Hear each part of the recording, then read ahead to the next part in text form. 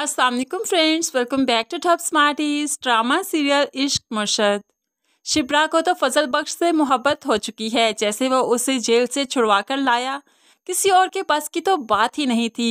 अब शिप्रा सोचने लगी कितना सादा सा इंसान है, मुर्शद साई पर यकीन रखता है और उन्हीं के भरोसे पर इसके सारे काम हो जाते हैं। इसमें कुछ तो हास है।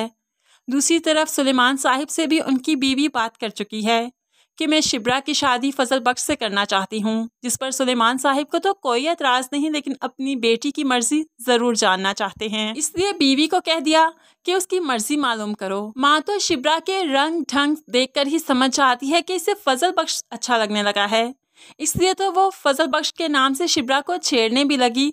तो शिप्रा मुस्कुरा देती है और उसके चेहरे पर जो खुशी के तासरात आए, माँ उसको हाँ ही समझ देती है, क्योंकि खुशी ही इतनी ज़्यादा थी कि हाँ ही लगी। लेकिन शिप्रा जानती है कि फजल बख्श तो किसी और को चाहता है। ऐसे में वो फजल बख्श के कमरे में गई किसी काम से, लेकिन फजल बख्श वहाँ पर मौजूद नहीं था। फजल बख्श की कैप ज़रूर मौजूद थी, तो उसको शरारत सूझी। फजल बख्श की कैप को अपने सर पर पहनते हुए उसकी सी एक्टिंग करने लगी। सुकैना भी शिप्रा को देखकर बहुत मुस्कुरा रही थी, उसके लिए दिल से खुश हो रही थी। शिप्रा ने जब सुकैना को अपने सामने देखा तो फजल बख्श की कैप उसके सर पर भी रखी। फिर फजल बख्श के जैसी जबान बोलते हुए अपनी बहन को खूब हंसाने लगी। इस तरह से दोनों काफी इंजॉय करती हैं। सुकैना ने शामिर को बता रखा है कि अब शिप्रा तुम्हें चाहने लगी है, फजल बख्श को चाहने लगी है।